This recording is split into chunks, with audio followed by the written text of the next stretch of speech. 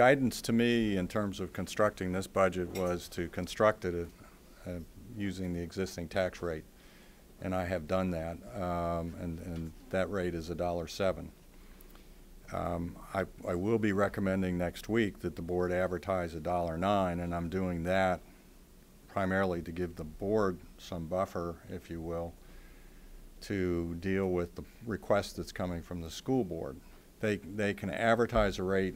They're not obligated to adopt that rate. They can adopt a lower rate, but when they advertise a rate, they can't adopt a rate that's higher without re-advertising. I'm recommending the number of positions that I think are necessary to effectively carry out the programs the board expects when they fund this budget.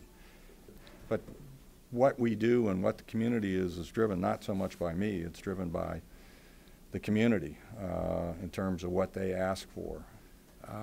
The board reacts to that. I mean, that's what the board hears, and that's how they respond.